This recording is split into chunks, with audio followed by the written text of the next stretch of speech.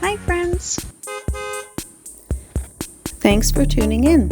If you like this video, please give it a like, comment below, and take a moment to subscribe to our channel. Welcome to St. George Island, Florida.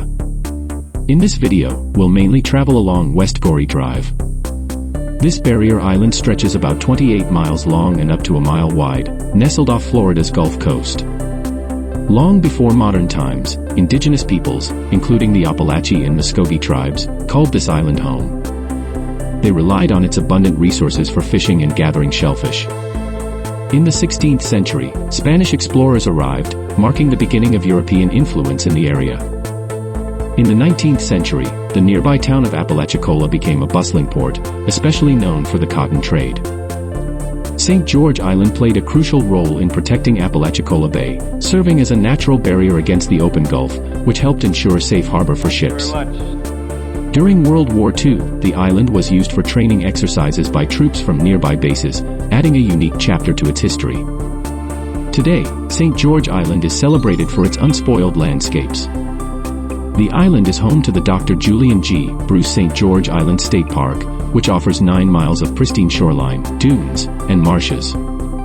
The island's commitment to preservation means there are no high-rise buildings, allowing visitors to fully appreciate its serene beaches and clear Gulf waters. Whether you're here for the rich history, the natural beauty, or simply a peaceful retreat, St. George Island offers a unique and welcoming experience.